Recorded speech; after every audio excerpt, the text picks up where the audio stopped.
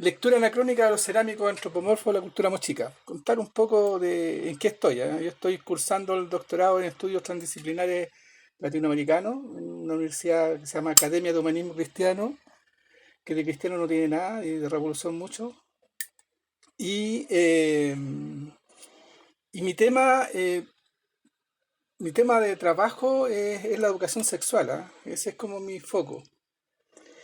Y la primera pregunta que cuando empezamos a hacer el doctorado y con todas las lecturas, me preguntan qué es lo que yo quiero investigar. Y yo ingenuamente dije, me interesaría saber por qué tenemos una educación sexual desde el riesgo.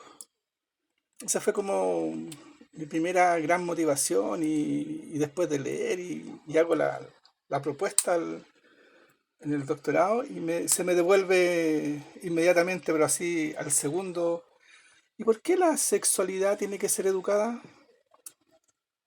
Y hasta ahí quedé como con mi gran propuesta innovadora de yo aquí con esto voy a hacer algo importante. Y me doy cuenta de que no, así que eso me obligó a retomar los textos, a remirar, a releer, a buscar un punto de origen que me diera. Yo antes de esto tengo una dificultad, diría yo, con el tema de lo occidental, de una crítica, diría que bastante intuitiva en torno a la racionalidad occidental, en torno a los procesos de conquista y desde ahí siempre he estado como inquieto en torno al tema. Me pongo a buscar, mi palabra que circula ahí es la palabra erotismo, la que se construye posterior al concepto de educación sexual. Transito por el placer, me doy cuenta que el placer, tomarse una cerveza es placentero, yo quería vincularlo al tema de la sexualidad, entonces se empiezan a caer una serie de conceptos que finalmente en la búsqueda de información me encuentro con los cerámicos de la cultura mochica. Y cuando me encuentro con los cerámicos de la cultura mochica, quedo en condiciones ya absolutamente inquieto, preguntándome qué es lo que estoy viendo, qué es esto. Desde Occidente, claramente esto sería pornografía, y entiendo que no es pornografía, pues, entiendo que son cerámicos y que obedecen a un tiempo previo a la conquista, a la llegada de los españoles y todo lo que trajeron, ya su espada y su cruz, ya como elementos para homogenizarnos. Y ahí empieza como a moverse y empiezo a tener un tema para investigar. ¿Ya? Esto me lleva también en este viaje de la educación sexual, de estar en pedagogía, de tener una intuición con la ancestralidad, a hacerme cargo y específicamente empezar a leer, a informarme, a adquirir conocimiento, a mirar desde otro lugar el donde ha habitado este territorio. Y estos cerámicos son como ir más allá del tiempo del 1400, ¿ya? Y empiezo a indagar y me encuentro con varios elementos a propósito de tratar de entender si esto era sexualidad o no, si era erotismo o no. De hecho, mi pregunta es, ¿esto es erotismo? Pero no tenía cómo decir si era erotismo porque esto está previo a la conquista. Entonces empiezo a buscar informes y me encuentro con información en torno a los cronistas de la conquista, donde básicamente lo que planteaban que esto, la vida sexual del mundo andino ancestral tenía que ver, tenía que ver con prácticas sexuales asociadas a la animalidad, a la brutalidad, todo con una carga culposa, erótica o sexual reproductiva. En la conquista los escribanos siguen hablando en torno a la doctrina de la Inquisición, el pecado, las confesiones, las sanciones, el amancebamiento, adulterio, y una serie de palabras que cargaban negativamente la vida sexual del mundo ancestral. Y sigo inquieto porque si bien estos textos hablaban del 1400 hacia adelante, yo decía, bueno, pero los cerámicos son previos. Y cuando ingreso a mirar efectivamente a los investigadores ya antropólogos, Max Uhle, Rafael Larco y otros más, que son los que empiezan a levantar información científica sobre los vestigios, están siempre centrados en la técnica, en lo productivo, en la producción masiva de cerámicos, en la estratificación social, los usos domésticos, usos ceremoniales, símbolos rituales, pero que tampoco me lograban explicar qué era esto. Y ahí surge la pregunta genérica es, ¿esto es erotismo? ¿Podemos hablar de un erotismo mochica? ¿Es posible una lectura de los cerámicos como si esto voy a suponer que es erótico? Entonces, ¿qué me habla del erotismo? Y empiezo a construir.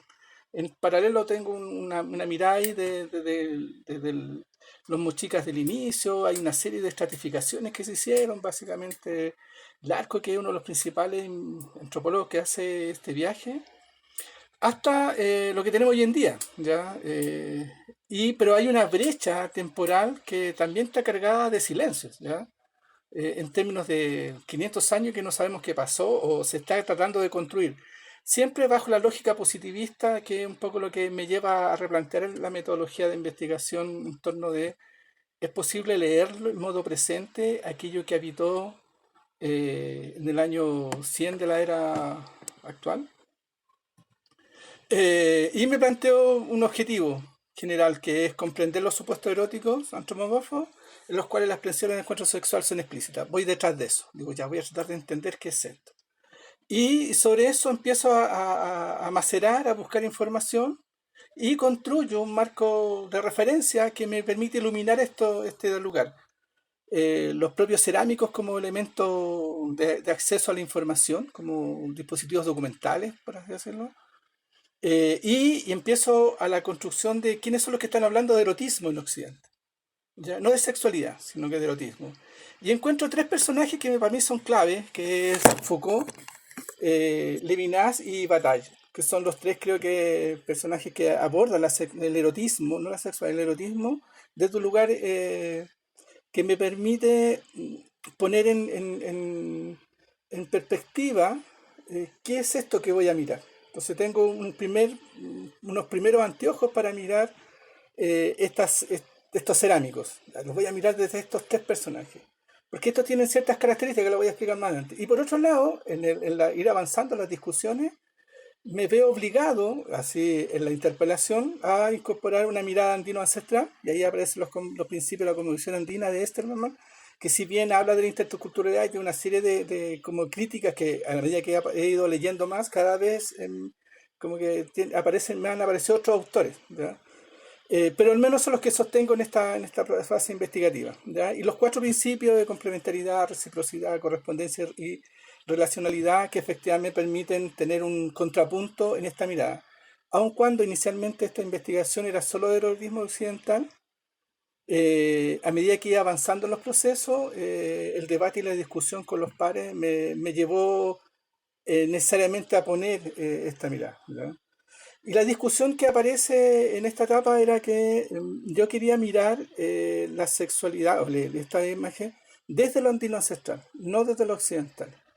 Sin embargo, la interpelación en el doctorado fue, bueno, usted está haciendo un doctorado, el doctorado corresponde a una dinámica positivista occidental, por lo tanto ocupemos las reglas de Occidente. Usted, si lo mira desde el otro lado, no va a poder ser doctor. Usted tiene que titularse como doctor usando la metodología occidental, así que desde la cero frente no nos sirve. Así que inicialmente solté todo lo ancestral y me dediqué a buscar esto desde Occidente. Y a medida que fui avanzando, finalmente igual tuve que incorporar la mirada andina ancestral, que fue interesante, pero desde ciertos autores que tenían cierta validez occidental, por así decirlo. Y en este caso, Esterman, que es el que estoy usando como base para estos cuatro elementos. Son digo, el ripio del camino necesario caminado, pero que ha sido maravilloso. A grandes rasgos, la cultura mochica al norte del Perú, ¿ya? Y básicamente hay un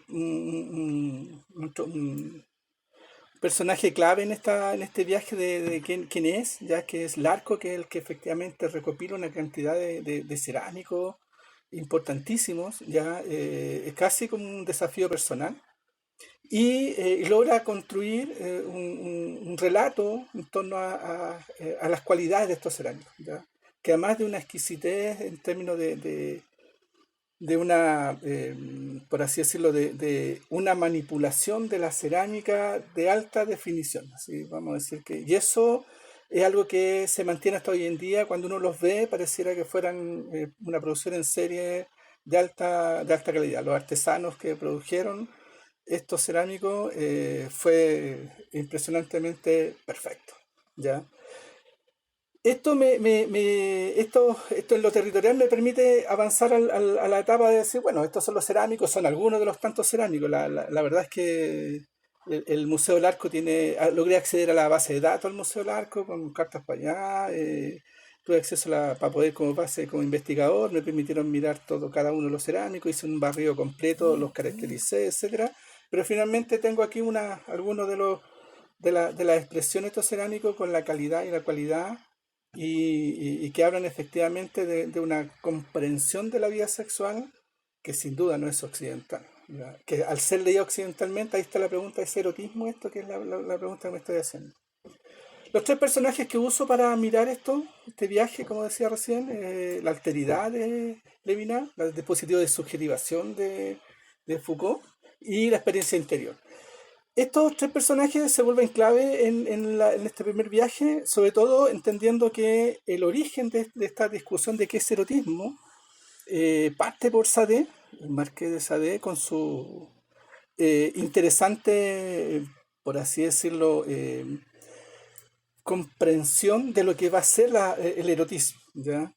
Entendiendo que para Sade él se encuentra en una etapa que podríamos decir que el primero que critica la racionalidad occidental al situarse en la búsqueda del ateo integral, decía él, ¿ya?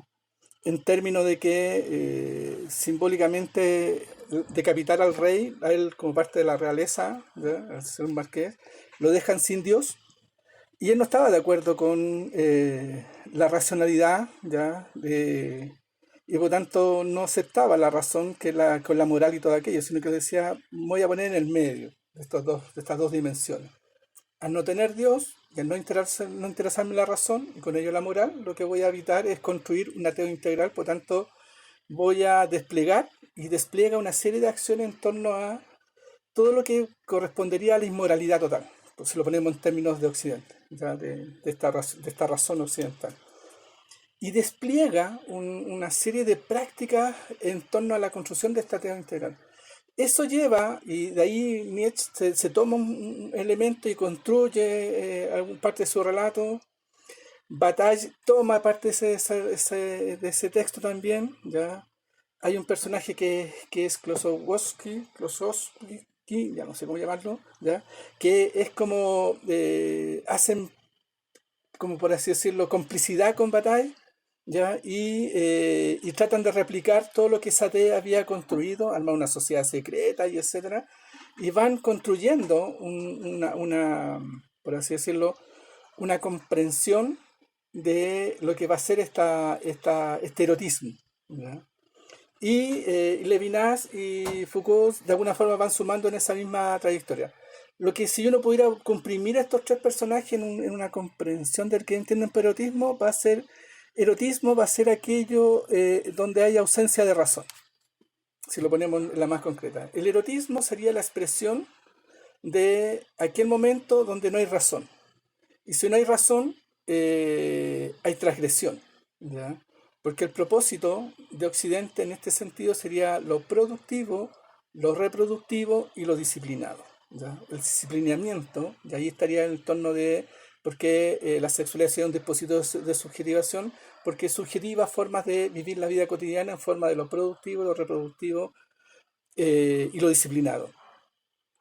Por otro lado, Levinas plantea que efectivamente había un erotismo desde la alteridad, en términos de que lo erótico es aquel ejercicio donde yo necesito un otro, ¿ya? Necesito esa alteridad para lograr ese estado de plenitud, plenitud en términos de lograr esta posibilidad de conexión con la totalidad, pero donde la alteridad es necesaria. Sin alteridad, diría Levinas, no hay experiencia erótica. Necesito del otro. Sin embargo, pero lo necesito, pero no para conectarme, porque dice que no hay una fusión con el otro, sino hay una necesidad del otro, ¿ya? Es un deseo infinito. Él habla como de la caricia interminable, una caricia que puedo acceder, pero nunca la voy a concretar porque el otro es imposible de conocer. Ya sea el otro, esa alteridad imposible de conocer, no existe, o sea, lo necesito, pero no tengo ninguna posibilidad de acceder a él, por tanto la única forma es de alguna forma lo necesito para lograr mi vivencia erótica trascendente.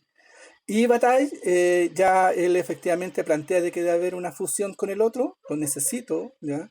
Pero y en eso hay una transgresión de la vida-muerte, en términos de que la continuidad la continuidad del sujeto requiere un encuentro sexual reproductivo.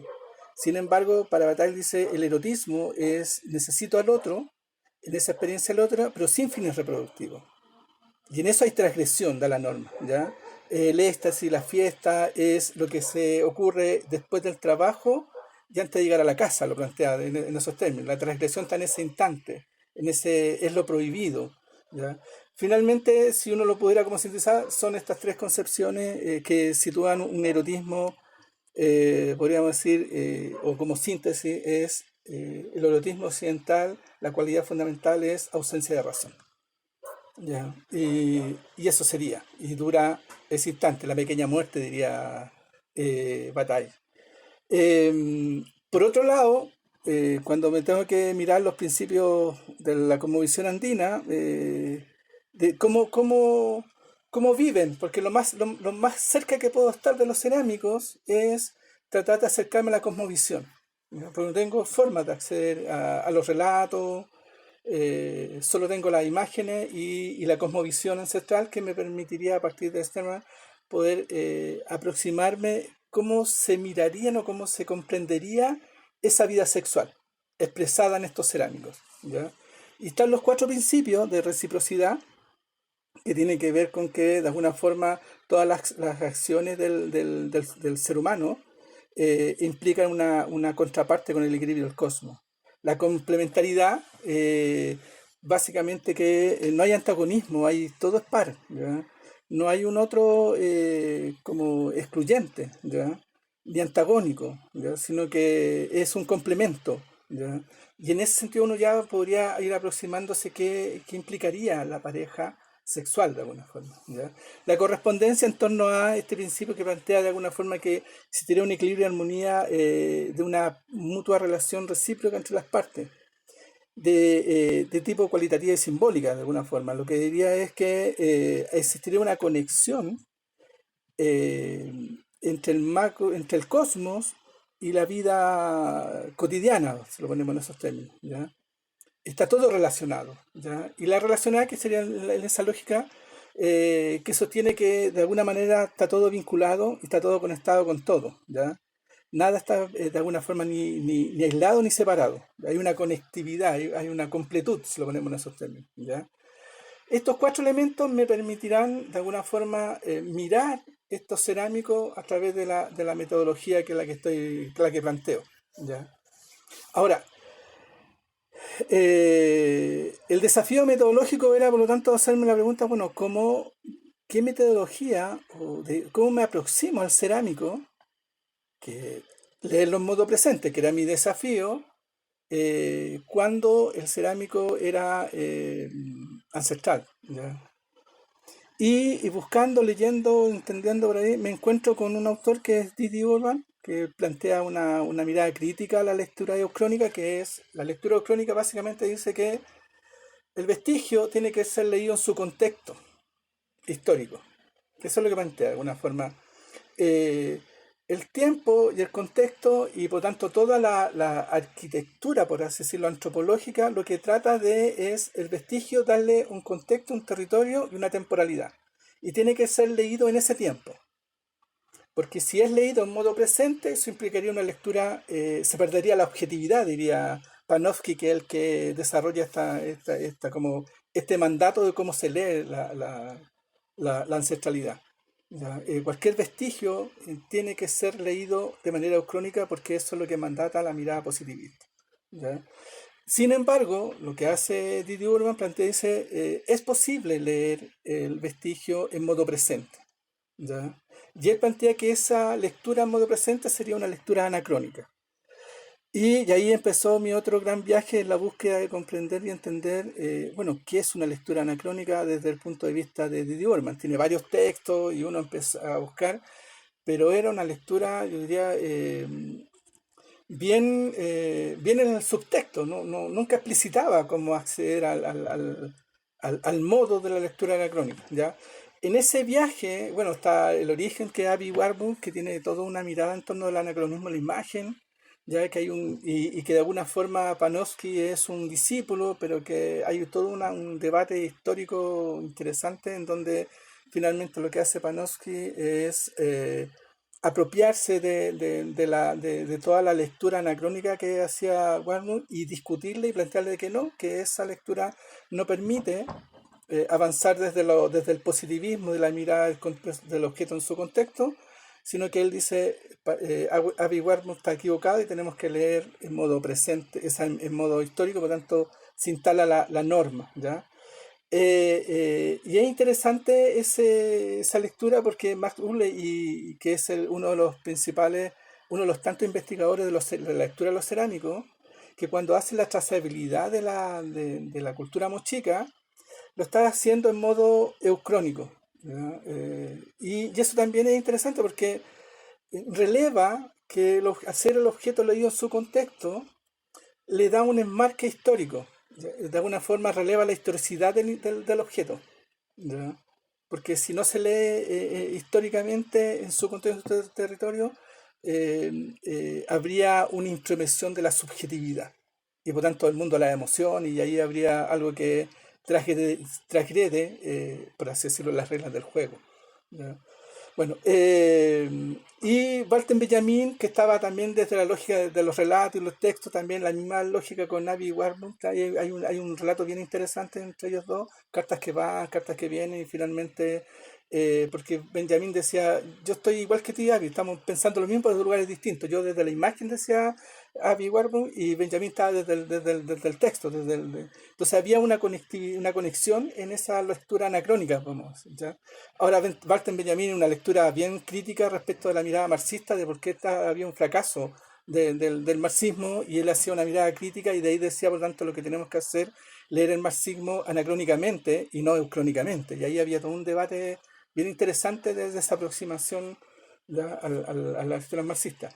Bueno, esto me lleva a este gran personaje, ¿ya? Una foto del 2015, y él plantea que el viaje de la lectura anacrónica pasa por, primero, entender que la imagen o el vestigio, lo que hace es, cuando la imagen te interpela, de alguna manera el objeto adquiere vida, se vuelve en sujeto, y uno, como sujeto, queda en la condición de objeto, de alguna forma. Si uno lo pudiera hacer un movimiento desde lo que plantea Didi Urman, es que si el objeto te deja con preguntas, donde te quedas como, ¿qué es esto?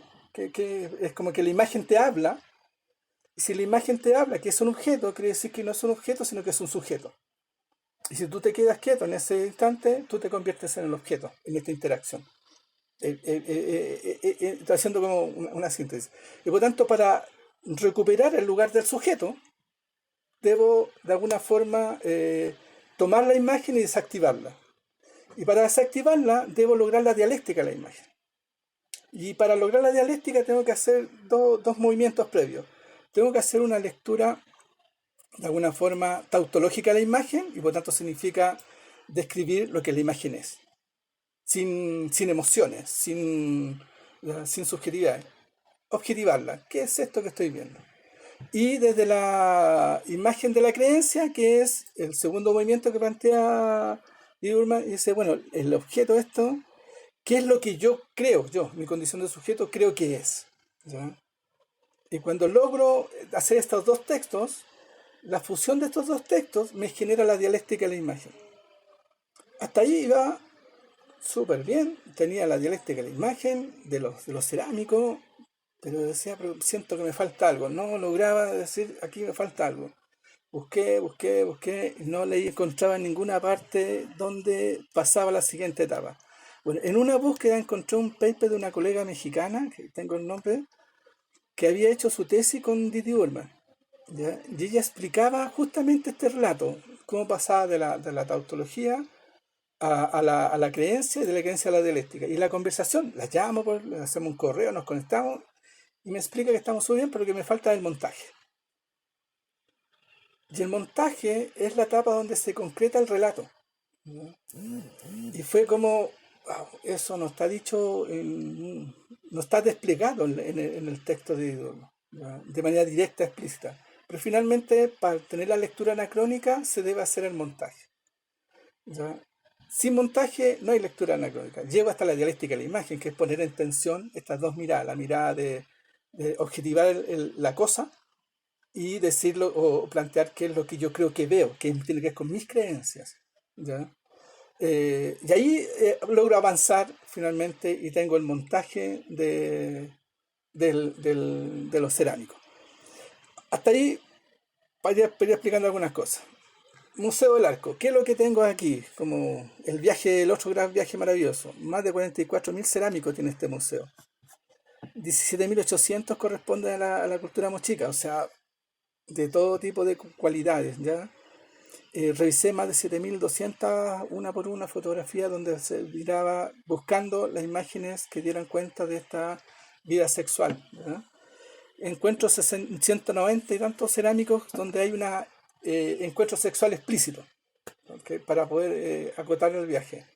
Y por saturación de imágenes, finalmente encuentro que hay 14 cerámicos, que es 14 posturas sexuales de sexo explícito, que ya con eso quedo redondeado. Y eso me lleva finalmente que esas 14 posiciones sexuales son de tres tipos: sexo oral, sexo anal y sexo vaginal. Son así, los concretizo en esas tres, ¿ya? Tres posturas sexuales que las que darían cuenta un poco, reduciendo en un viaje bien reductor. Como veis detrás del erotismo, ese viaje me permite, tengo otras posibilidades más. Ahora, aquí donde hago el gran viaje y muestro este cuadro que es como la síntesis de un gran viaje, en donde lo que tengo finalmente son 14 cerámicos, aplico esos 14 cerámicos, hago la tautología de la imagen, la creencia de la imagen, eso me genera la dialéctica, y esa dialéctica, ese texto, hago el montaje desde el erotismo occidental, por así decirlo, y hago el montaje desde los principios de la cosmovisión andina. Ahí ya me tomo el instrumento y hago por así decirlo, los atraviesos, por así decirlo, y construyo el montaje desde estas dos dimensiones. Y esto me da 7 supuestos eróticos, ¿ya? Que- pero que finalmente se traducen en este gran viaje en que tengo, por así decirlo, dos erotismos, ¿ya? Un erotismo occidental y un erotismo andino ancestral, ¿ya? En donde lo que concluyo en esta reflexión, ¿ya? Es que usando el anacronismo de la imagen me permite decir que estos cerámicos de la cultura mochica, desde el punto de vista del erotismo occidental, son cerámicos transgresores, ¿ya? De las normas de control y disciplinamiento, ¿ya? Que plantea una sexualidad con fines reproductivos, ¿ya? Estos cerámicos serían transgresores, ¿ya? Porque dan cuenta justamente y además de ser transgresores, subjetivan formas de vivir la vida sexual. Te muestran de manera explícita, pornográfica dirían algunos, ¿ya? Te muestran una forma de vivir la vida sexual eh, en donde esto que aparece y que nos interpela está todo el rato diciendo aquí hay transgresión, ¿ya? Y por tanto esa transgresión, entre comillas, desde Occidente tiene que ser controlada, ¿ya? Pero sin embargo el cerámico está ahí, ¿ya? Y al ser transgresor te subjetiva, te plantea posibilidades, genera de alguna forma una, una, una resistencia emancipadora, pongo yo, de lo que es la vida sexual, ¿ya? Desde otro lugar, no tan explícito acá, pero es como que los cerámicos estarían en su presencia actual, serían dispositivos de resistencia al proceso de colonización. La evidencia de dispositivos de resistencia al proceso de colonización, a pesar de la destrucción masiva de muchos de estos cerámicos, muchas de las huacas, Sin embargo, hoy día están presentes, están ahí y nos están diciendo aquí hay una forma de vivir la vida sexual que no es occidental, y la naturalidad de las expresiones nos invitarían a hacer una comprensión que transgrede las lógicas del erotismo occidental con fines reproductivos. Y si miro desde el punto de vista andino ancestral, lo que tengo es que los cerámicos dan cuenta de un erotismo en armonía con la naturaleza y la vida cotidiana, en comunidad. ¿Ya? El montaje lo que me muestra finalmente es que esta vida sexual es complemento, dualidad, es encuentro, equilibrio, es armonía, eh, es dar y recibir, no hay lógicas de control y poder en la relación de pareja, ¿ya? Que es súper interesante, no hay una lógica, podríamos decir, occidental patriarcal, ¿ya? Donde hay uno que domina la escena. Aquí lo que hay es que la pareja, el poder circularía, se lo ponemos en la lógica de poder, ¿ya? En donde el encuentro sexual, finalmente, si lo podíamos reducir en una frase, es parte importante del equilibrio del cosmos. Y ahí habría una diferencia fundamental. En Occidente, la vida sexual es con fines reproductivos. En el mundo andino ancestral, la vida sexual tendría que ver con la armonía y el equilibrio del cosmos, de la naturaleza. Habría un propósito distinto, ¿ya? Y por tanto ahí habría un contrapunto importantísimo. Ahora, si bien ambos erotismos uno podría dar cuenta que tienen puntos de encuentro, ¿ya? La vivencia sexual, la fusión de los cuerpos, la trascendencia de la vivencia, etcétera. Sin embargo, si uno lo acota, desde el concepto de erotismo, el erotismo occidental lo que plantea es que es la ausencia de razón. De alguna forma es declarar interdicto al sujeto occidental, desde estos tres autores. Y desde el mundo andino ancestral, lo que tendríamos es que los cerámicos estarían explicitando de alguna forma, y es una palabra que está en construcción, que hasta ahora lo más cercano que me aparece es como el concepto de una plenitud erótica. Un término que es algo que trasciende a una conectividad de la vida andino ancestral, a diferencia del erotismo occidental, que es un momento de fuga de la razón, por así decirlo. ¿Sí? Los propósitos serían totalmente distintos, ¿ya? Ese es el viaje que he hecho hasta ahora. Estoy en esta aventura de tratar de entender y de compartir. Me parece que hasta aquí voy a dejar de compartir para abrir la pantalla. Eh, Hasta aquí estoy en este viaje de, como comentaba, mis sensaciones en este proceso es dos lugares. Uno, efectivamente, el poder mirar el cerámico de la cultura mochica en modo presente desde su lectura anacrónica. Creo que eso, de alguna forma, me permite, teniendo de dónde me voy a parar, desde lo andino ancestral, una comprensión, desde lo occidental, una comprensión distinta. ¿Sí? Sin embargo, estoy en este continente, estoy en Atayala, estoy en un territorio que, que me obliga, o mejor dicho, que es el lugar donde el vestigio se resiste a la extinción y por tanto demanda e interpela de manera permanente al sujeto occidental, constituyéndolo en objeto. Yo creo que la interdicción, de alguna forma, el cerámico, lo que genera al verlo una interdicción en términos de que el sujeto deja de ser sujeto, se convierte en objeto, queda cosificado. ¿Sí? Y, y la recuperación de este lugar del sujeto, que es parte un poco de las discusiones más de fondo que veo ahí, implicaría que requiere de que el sujeto, cuando se restituye el lugar del sujeto, porque fue objetivado por la imagen, cuando restituye el lugar del sujeto, ya no es el mismo de alguna forma.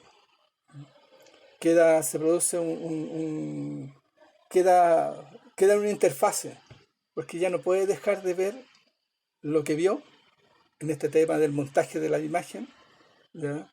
Y por tanto devolverse al lugar del sujeto objetivando la realidad no es posible. El cerámico en ese sentido se constituye en una evidencia de que la andino ancestralidad tiene expresiones de resistencia y la vida sexual es un dispositivo de resistencia, que es lo que al proceso de colonización y al proceso de occidentalización en la cual estamos implicados. Ese es como, por ahí van mis reflexiones, ¿eh? No, no, eh, así que ahí estoy, pues. Esa es mi aventura. Muchas gracias por permitirme compartir este viaje. Muy bien, muchísimas gracias, José Mauricio. Gracias, me hacen sentir bien. Muy bien. Pues no sé si quieran comentar algo. Francisco, José Luis. A ver, primero, permítame felicitar esta extraordinaria exposición que ha hecho José Mauricio. Yo pensaba que estaba en el mundo de la pedagogía y estaba en el mundo de la psicología y el sexo. Ese es uno de los temas muy tabú, creo que no solamente en Perú, Chile y en el mundo. Y creo que hoy día lo has clarificado tremendamente y sobre todo con esta cultura norteña, que es la cultura mochica, que es la que creo ha expresado mucho en sus representaciones iconográficas. Ahora, yo he estado leyendo en varias cosas, quisiera basarme en tu trabajo, en la relacionalidad con los 4 principios. Me has invitado a ver a uno de los clásicos acá, que es María Rostogorsky, y he encontrado acá, y estoy leyendo a propósito de lo que has ido hablando, los genitales femeninos en la iconografía andina prehispánica. He compartido recientemente ahí una fotografía de un ceramio Nazca, ¿no? Y en ese ceramio Nazca representa exactamente la vulva de la mujer, la vagina de la mujer. Y entonces ahí uno nota como que hay rayos, ¿no? Y ella dice, eso expresa fertilidad, siembra, semilla. Y luego ella expone, dice, todavía en la actualidad se nota donde los hombres abren, ¿no? Abren el surco y la mujer va detrás de los hombres, y eso todavía se nota en el mundo andino, seguramente por Chile también, sí, en las alturas. Las mujeres van y son las que siembran, y seguramente también en México. Van sembrando las mujeres. Y eso implica de que la mujer es la semilla. Entonces, el vínculo que tú has hecho con la tierra es un vínculo directo, o sea, del sexo con la tierra. Ahora, si nosotros nos vamos, lo más conocido, ¿no? Sacsayhuamán. En Sacsayhuamán lo que hay ahí son unas chincanas. Las chincanas son unos hoyos enormes. Es el ingreso a la Pachamama. Pero ese ingreso a la Pachamama es como que tú estás ingresando a la vulva. Tú estás ingresando al origen de tu madre. Estás ingresando a tu madre, ¿no?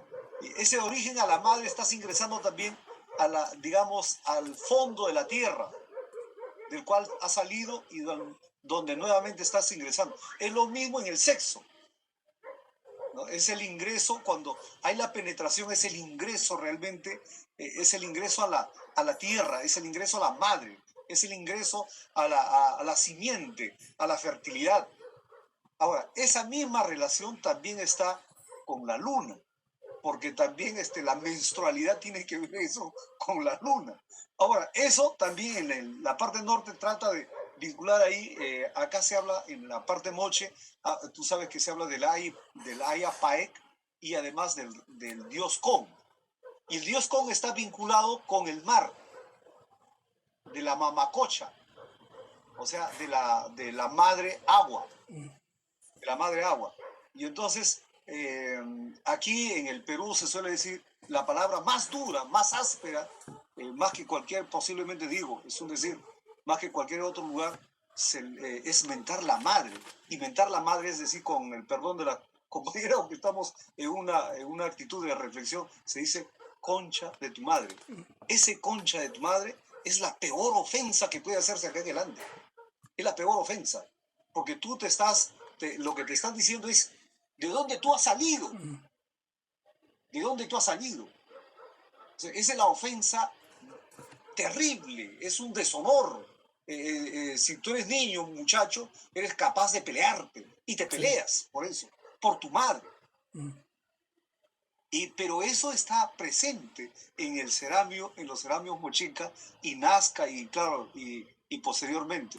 Pero eso remite tu origen, eso remite que digamos la vagina es lo sagrado,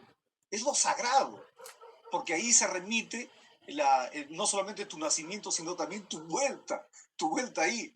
Y además nosotros vemos, salvo los mochicas, porque los mochicas cuando morían en forma vertical, pero normalmente eran en forma fetal, ¿no? Es la vuelta a la madre, es la vuelta sexual a la madre, que eso no tiene nada que ver con la explicación freudiana, ¿no? Pero es la vuelta como si fueras una semilla, de vuelta nuevamente a la tierra madre, ya no seguramente a la vagina de nuestra madre, sí, pero es a la vagina de la gran madre, ¿no?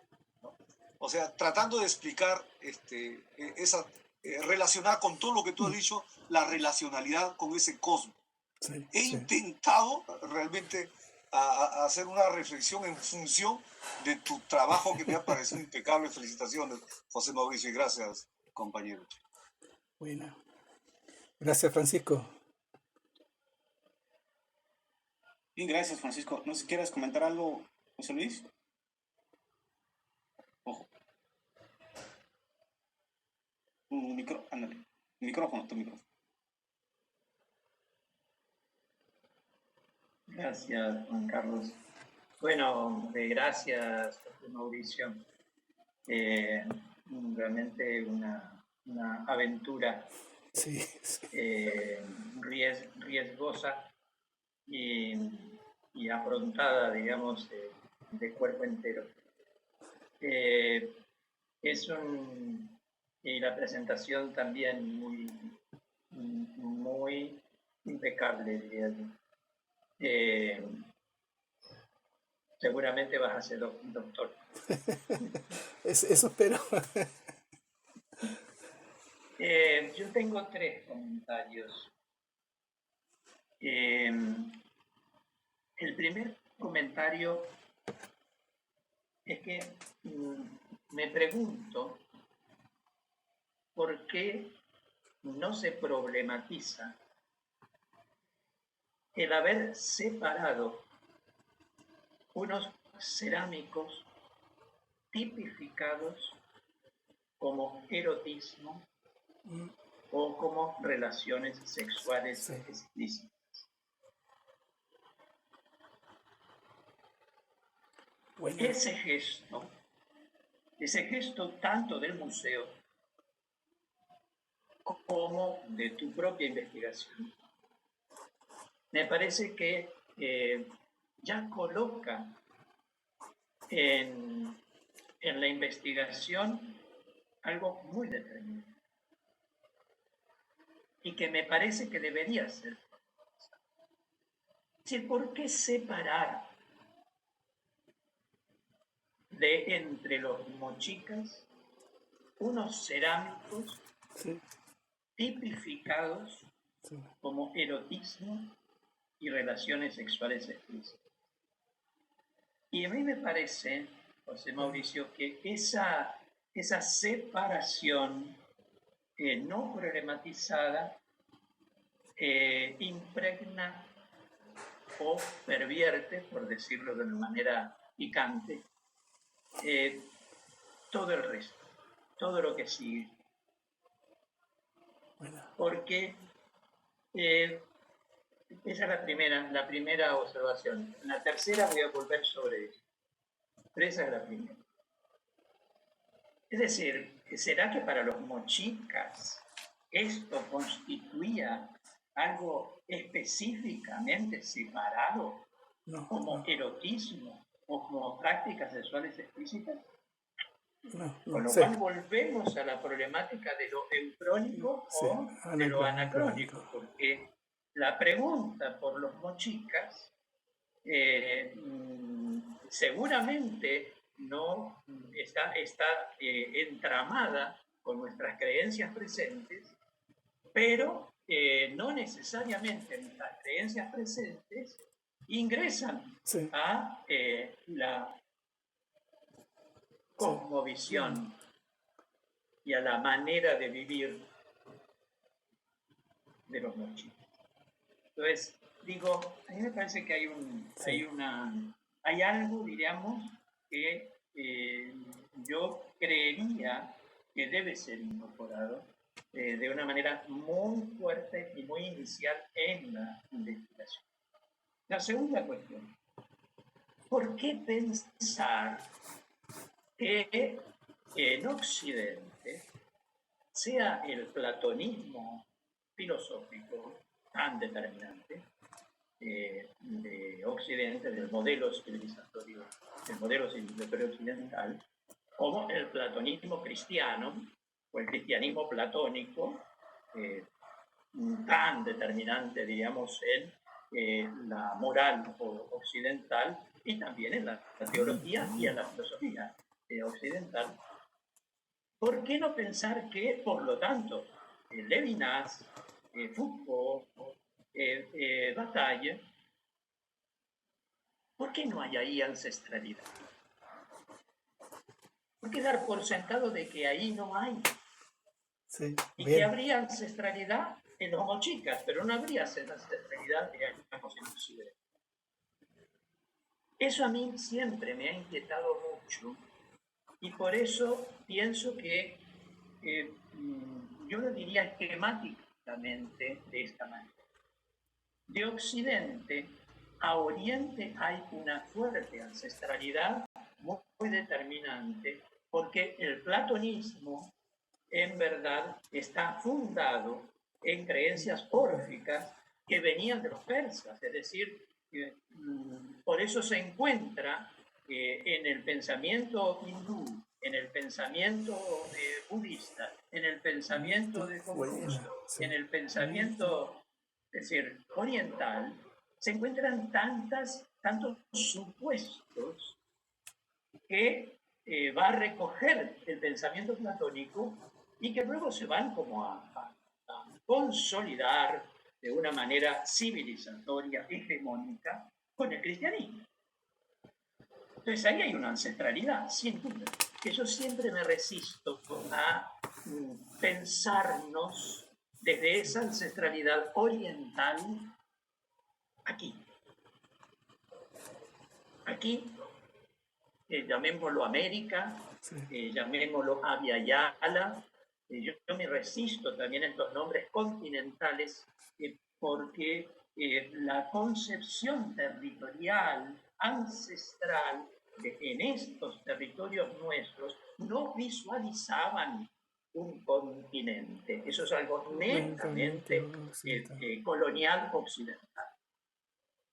Entonces, tanto hablar de Abya Yala como América, me parece que todavía tiene un resabio de colonialismo muy fuerte. Abya Yala, en todo caso, los Puna, no sé, no estaban pensando, digamos, en América. No. Ellos estaban en el istmo, digamos, en el norte de Colombia y en Panamá, digamos, y hablaban de su territorio floreciente, pero no estaban pensando realmente en un continente. Y si América se refiere a una palabra mesoamericana, América, ¿sí?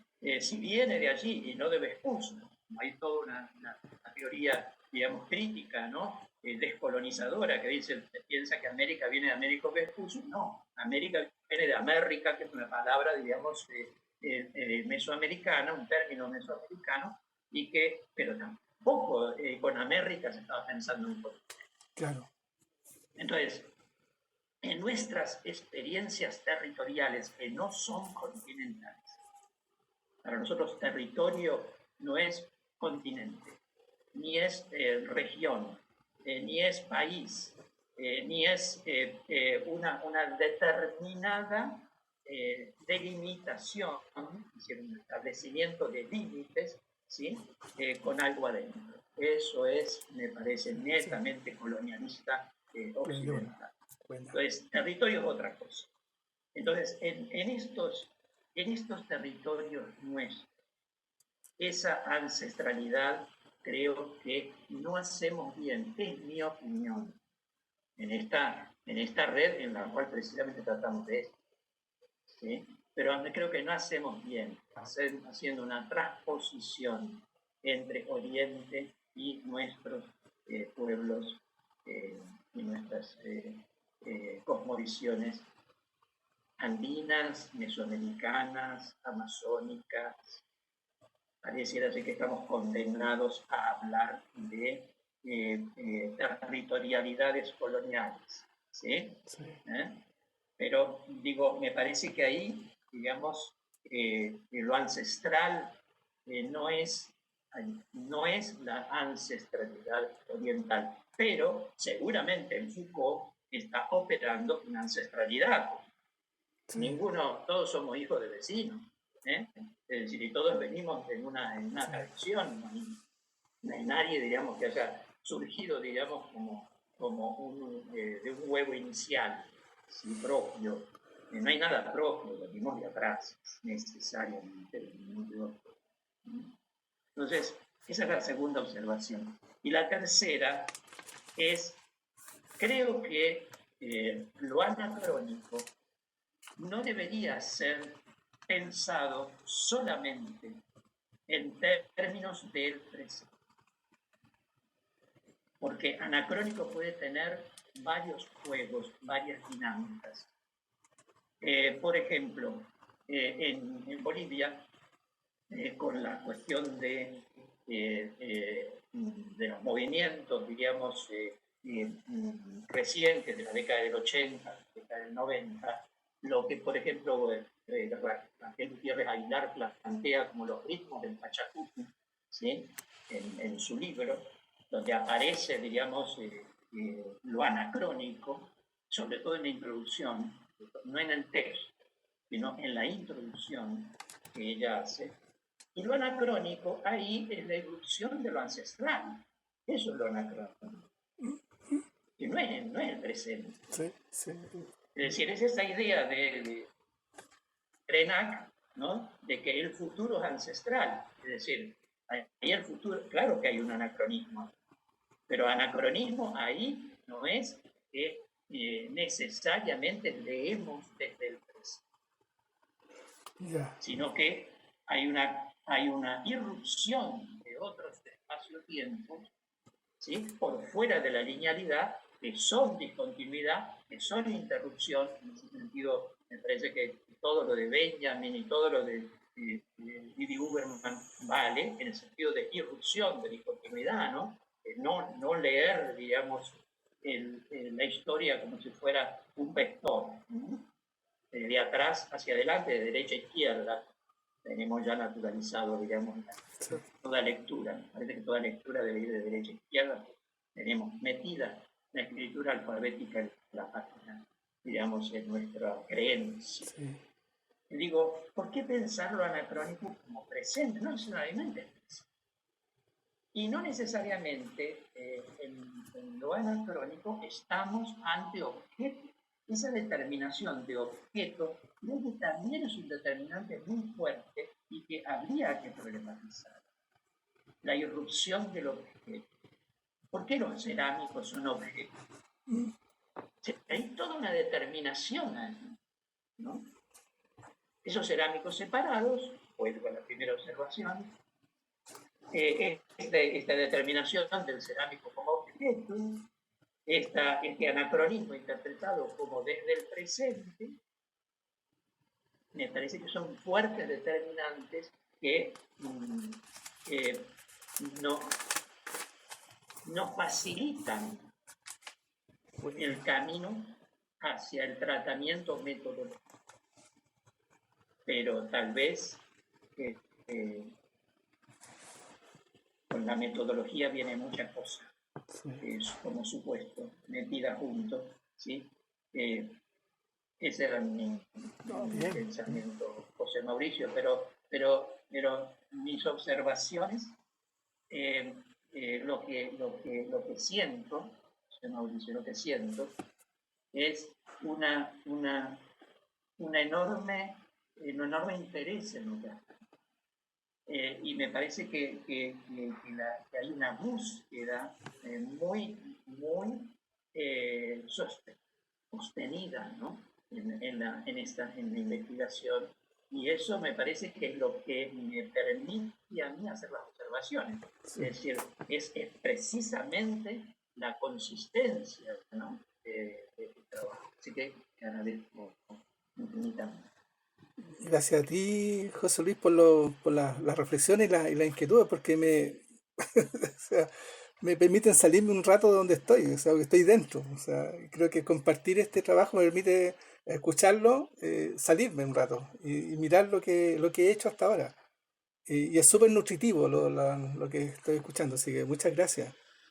Más que... No, súper agradecido. Bien, pues muchas gracias, José Luis. No sé si alguien más quiera comentar de los compañeros que están presentes. Yo también quisiera comentar algo igual breve, pues también me sumo a las felicitaciones por el trabajo que estás haciendo, José Mauricio. Es un trabajo que cuando yo escuché que estabas estudiando o revisando el tema de la iconografía de esta cultura mochica, pues sí me daba una idea, ¿no? de lo que estabas revisando, y pues eso es un tema que casi no muchos trabajan, ¿no? El tema de la iconografía, del erotismo, ¿no? Es un tema un poquito, dijera ahí, parece un tema un poco tabú por la propia carga occidental que tenemos, ¿no? Pero creo que has dado tú mismo los mismos elementos para apuntar a tu trabajo, ¿no? Tú has dicho de que en Occidente que el erotismo es visto por Occidente como una irrupción, como una transgresión, y que el erotismo es una no razón. Entonces, se comprende por el hecho de que Occidente está separando, ¿no? La razón del cuerpo, ¿no? Es una visión antiquísima que viene desde muchísimo tiempo, y creo que este marco que comparte Foucault, ¿no? La sexualidad y el erotismo, sobre todo la sexualidad como un dispositivo de poder, de control, lo están viendo bajo esta lógica, ¿no? De sujeto-objeto, ¿no? En esta relación de sujeto-objeto. Y Levinas un poquito con la tradición semita, ¿no? Con esta idea del infinito, el otro, ¿no? Con un intento, pues digamos, un poquito más crítico de separarse de esta ontología sujeto-objeto y ver al otro como sujeto-sujeto, ¿no? Como una infinitud inaprensible, ¿no? Y esta experiencia interna de Bataille como irrupción, como transgresión, ¿no? Bajo esta lógica francesa, ¿no? Del acontecimiento, ¿no? De lo que sale fuera de la línea, fuera de la temporalidad, ¿no? Me parece que son conceptos buenos, necesarios, pero creo que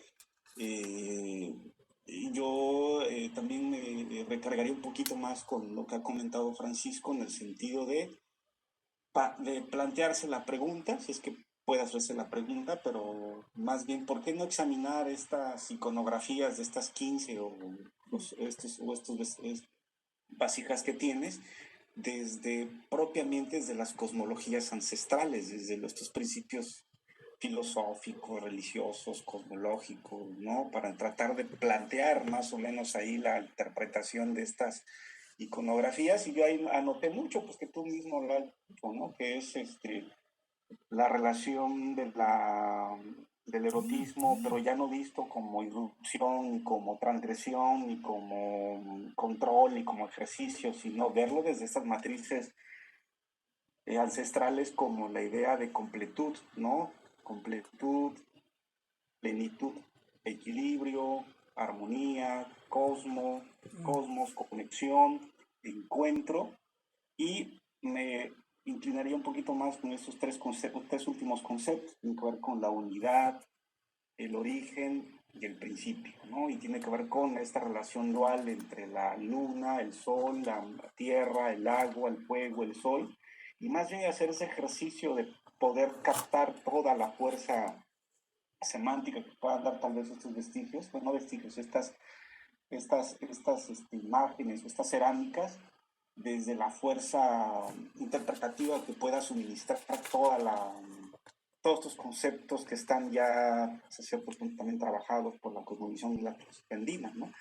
Y en ese sentido, una vez que se tenga a lo mejor ubicado estos principios como el erotismo, la sexualidad, una complementariedad, un encuentro, un equilibrio, el origen, regeneración, el encuentro de la tierra con el agua, el encuentro del sol con la luna, a lo mejor ahí podría uno ya hacer el ejercicio de intentar ahora sí dialogar con Levinas, de dialogar con Foucault, pero ya al revés, ¿no? Ubicándose entiendo. Desde la matriz, Vaya. desde una matriz propia, y en ese ejercicio de abarcar esta idea de lo erótico, cómo plantear lo erótico desde un principio filosófico, astronómico, religioso, matemático, ancestral. ¿Cómo ver lo erótico? ¿Es posible, es sostenible lo erótico fuera de esta linealidad de Bataille, fuera de esta linealidad de Foucault? ¿Es posible sostenerlo? ¿Es posible hablar de sexualidad desde de esos principios filosóficos? Y una vez que tengamos más o menos claro estas ideas como trasfondo para interpretar la iconografía, la iconología de estas cerámicas, pues a lo mejor podemos entender ya después, establecer el diálogo con Foucault, ver si se veía la sexualidad como un dispositivo de control, ver la sexualidad como una experiencia interna, y ver si es posible que el erotismo se convierte en una transgresión o una experiencia de la exterioridad del otro infinito en Levinas. Creo que ya eso nos aleja un poquito, pero la idea es hacer el ejercicio desde dentro. Comenta un poco el Francisco y desde ir hacia afuera tal vez, ¿no? Pero bueno, a los acercamientos, yo también lo he hecho así, ¿no? Inicié con Foucault y desde ahí empezamos a generar las cosas, pero creo que también sería muy interesante hacer el intento de situarse desde estas cosmologías ancestrales y ver cómo están planteando estas representaciones en las vasijas, y que entender esos términos, ¿no? Términos más de lo que ya se ha encontrado, ¿no? Complementariedad, completud, el erotismo como completud. ¿Qué es una sexualidad como completud, ¿no? Y completud es unión entre lo masculino y lo femenino, entre el fuego y el agua, entre la oscuridad y la luz. Podría ser que el erotismo podría entenderse tal vez como un tercer elemento que permite la armonía de la luz y la oscuridad, del hombre y la mujer, del fuego y el agua. Podría ser que a través del erotismo la sexualidad podría ser el tercer vinculante, que es el tema de la vida, la reconstrucción de la vida, el retorno al origen, pero también el renacimiento, como lo comenta Francisco, ¿no? Tal vez un ejercicio de ese tipo para ver que quizás ya no entra como una experiencia interna, ni como una experiencia de la transgresión, ni como un dispositivo de control, ni como una experiencia del otro como infinito, ¿no? Tal vez en Levinas podría tender un puente mucho más cercano por su tradición semita, ¿no? Pero creo que hay mucho todavía por poder trabajar, ¿no? Ahí en el tema de la ancestralidad. Pero también muchas felicidades y es un bonito trabajo, interesante, y bueno, pues también muchísimas gracias por compartirlo con nosotros. Muchas gracias, Juan. Si me permites. Sí, dale, José. Sí. No, José Mauricio, adelante. No, era como agradecer la posibilidad de mirar. De hecho, a propósito, coincido plenamente. El segundo viaje es desde la ancestralidad hacia Occidente, por así decirlo. Eso lo tengo como desafío ahí, está dando vuelta, es como, sin duda, pero las pistas, los hitos que me muestran, es como, wow, así como, todo el rato hablando, así como, muy nutritivo. Gracias, Juan Carlos. Al contrario a ti, José Mauricio. Creo que Lilian tiene levantada la mano.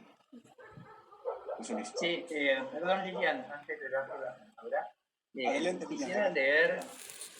quisiera leer lo que Omar ha puesto en el chat para que también lo consideremos, porque está puesto ahí y no sé si todos lo han podido mirar. Dice Omar, habría que revisar la dimensión ritualística y sobre todo lo sagrado en el complemento de dualidades, en la geopolítica del vivir bien. Lo retoman desde el concepto de la chachahuarmi. Habría que revisar desde la dimensión erótica, retomar los simbolismos de lo masculino y femenino. Y luego dice, habría que revisar, dice, un humilde punto de opinión, habría que saber revisar el tipo de ritualística que se hagan en las comunidades, porque muchas veces ahí está la esencia de la cosmovisión, ya que en este sentido yo tengo una cierta idea de que nuestros pueblos del continente andino anáhuac no era falocéntrico, sino más bien bulbocéntrico. Al menos podemos hablar desde los petrograbados, la cuenta del tiempo inició con los ciclos femeninos de 28 días enmarcados en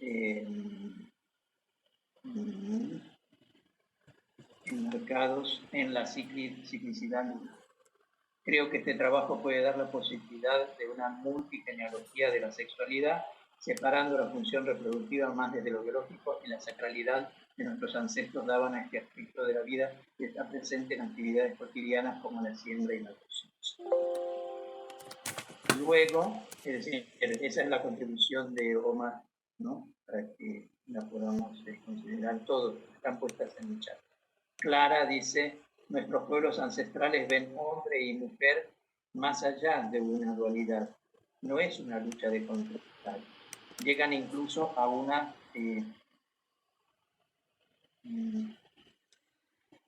llegan incluso a me dificulta que no tengo sin salta, no quiero pasar. No es una lucha de contrarios, llegan incluso a una polaridad de unión, equilibrio y armonía de la naturaleza y el cosmos, incluso del universo. Esa es la contribución de Clara. Y Margot dice, me sumo a las felicitaciones para el expositor, en realidad un tema desafiante, porque como dijo el doctor Vázquez, sigue siendo un tabú, el tema nos lleva a la comunidad, allí todo se considera como persona, pero desde el punto de vista de la dualidad, que es la unidad, justamente la existencia de los géneros en las plantas, por ejemplo, orégano macho y orégano hembra. Allí prima al respecto como principio fundamental entre macho y hembra, mujer o varón. Me hubiera gustado comentar solo que estoy viajando y voy a ingresar a una zona con poca señal, dice mi reporte. Gracias Mil, ojalá la señal me siga acompañando. Y Clara retoma su intervención y dice, si hablas de los pueblos del sur, podrías incluso hablar de lo mismo de Omar, de la chachahuarmi. La geopolítica describe hermoso esa relación mujer-hombre. Bueno, creo que son mis contribuciones. Disculpa, Lilian, ¿sí? La demora en darte la palabra. Adelante, Lilian, adelante. Gracias, doctor José Luis. Pues igual, José Mauricio, muchísimas gracias. Yo no conocía estos objetos cerámicos y la verdad es que fue un gusto enorme pues conocerlos a través de este trabajo tuyo. Yo entiendo que tienes una metodología diseñada que has elegido seguir y tal vez mis comentarios vayan un poquito afuera de esa sintonía, pero un poquito con lo que comentaba el doctor José Luis al principio sobre que se trata de objetos separados. Entonces, pues me parece que los vemos ahorita como separados y no sabemos cómo funcionaban en su tiempo. Y esto lo comento un poquito porque estoy muy influenciada por el doctor Octavio Quesada de la UNAM, que trabaja con la iconología, sobre todo tolteca, como si fuera un sistema complejo para utilizar esos términos. Entonces, él ha estudiado muchas piezas y ha hecho clasificaciones y sacado ahí estadísticas y otros números más complejos. Entonces, está leyendo la iconología como si fuera una escritura incluso, ¿no? A partir de imágenes, obviamente, y también con las imágenes como las tenemos ahorita al acceso ya sin colores. Pero bueno, son acercamientos que están haciendo, me parecen muy interesantes. Y bueno, esto es lo primero que quería comentar, ¿no? Sobre lo mismo un poco, pues tú has elegido las categorías para tu trabajo, eh, pero yo pensaba al ver las cerámicas que, bueno, tú vas y trabajas con la categoría de erotismo y yo pensaba en dónde quedaba el placer. Entonces, no sé, pensando en placer, a lo mejor la separación con la reproducción no es tan evidente, no sé, es como también esta cuestión de lo diacrónico, ¿no?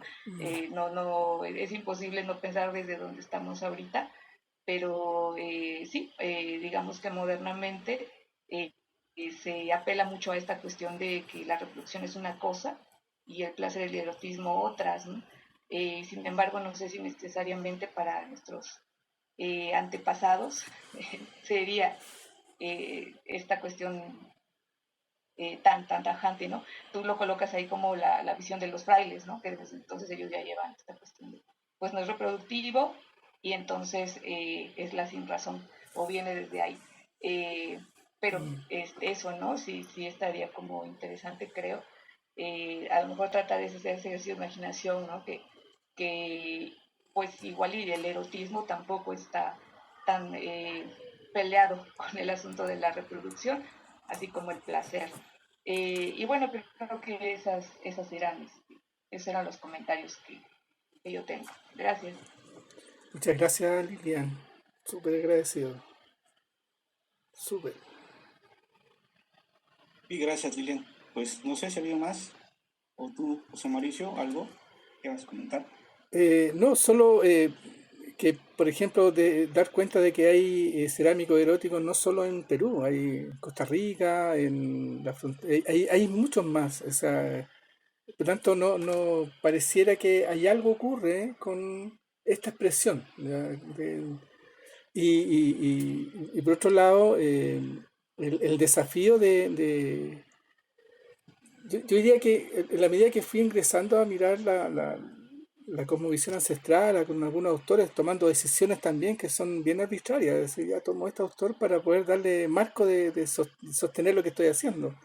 Pero a medida que sigo leyendo, sigo escuchando y efectivamente una de los hitos que me está sucediendo en este tiempo, de hecho el documento lo entrego mañana, este fin de semana entrego ya la última versión para que mi profe guía haga lo que tiene que hacer y cerrar el proceso. Yo estoy esperando a fines de abril está haciendo la defensa final del proceso, o sea, como estoy en esta etapa.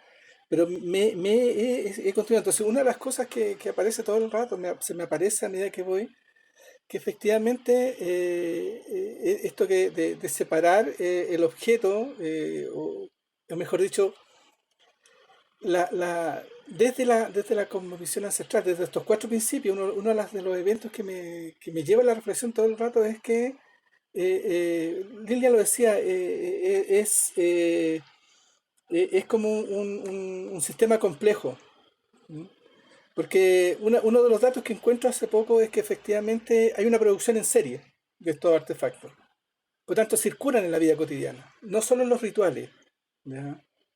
Entonces, y de hecho, algunos de los que han encontrado en los rituales son tan de alguna forma, con desgaste de uso. ¿Ya?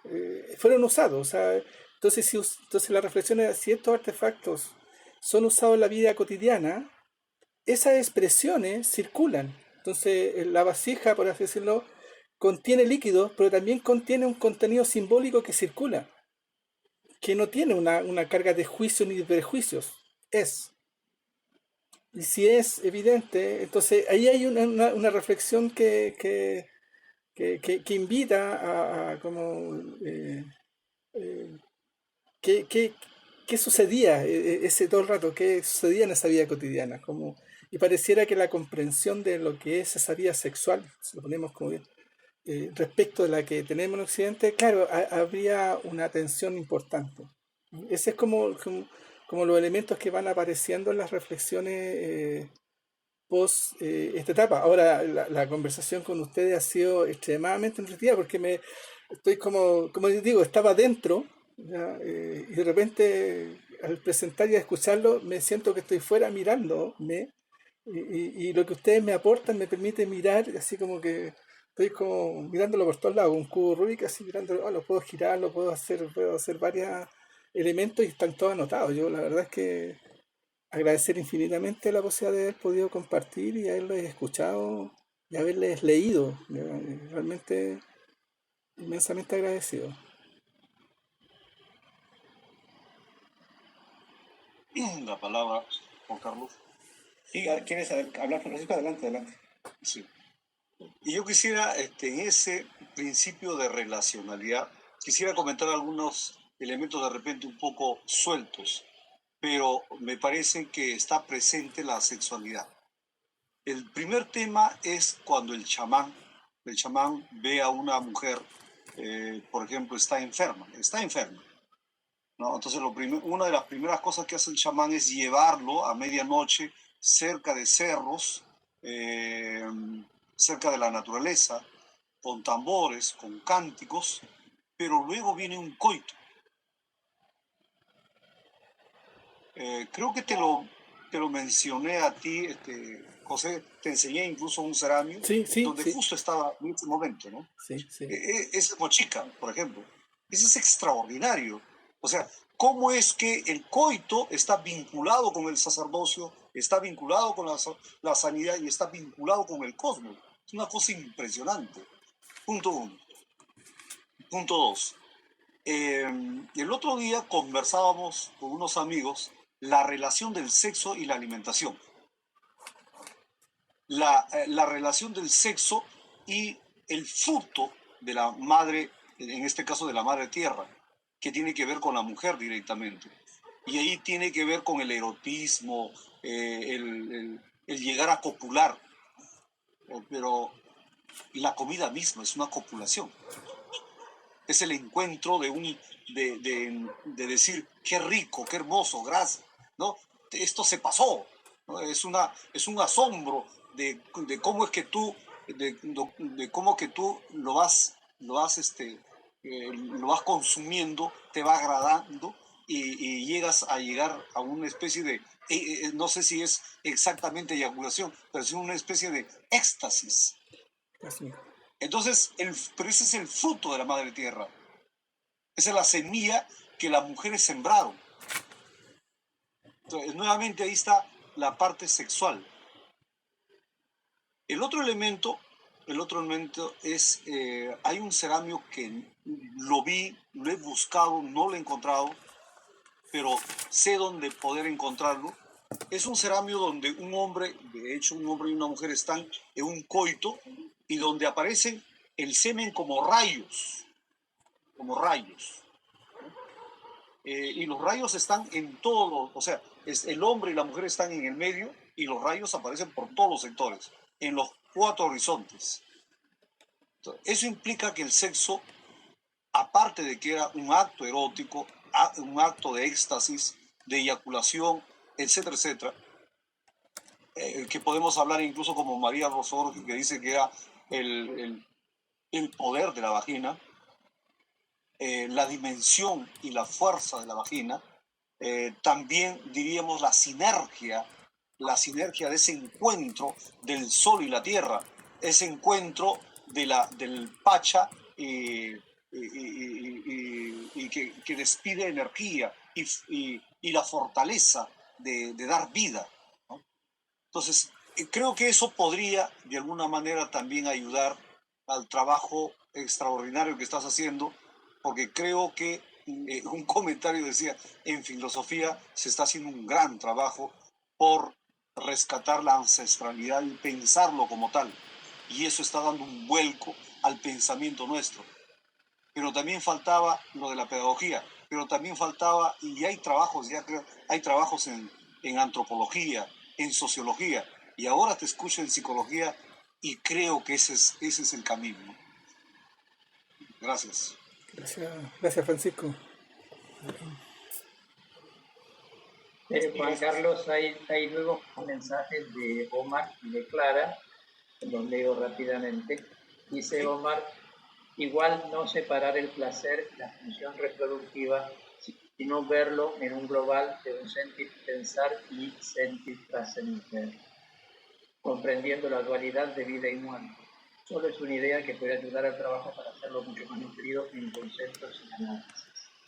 Y Clara, a continuación, dice, incluso puedes ver sexualidad y erotismo, así como dividido desde como lo ve Carl Gustav Jung, que fue el que investigó la psicología de los pueblos ancestrales, o como lo ve la psicología transpersonal. Hay escuelas de psicología transpersonal que se han centrado en la psicología de los pueblos ancestrales.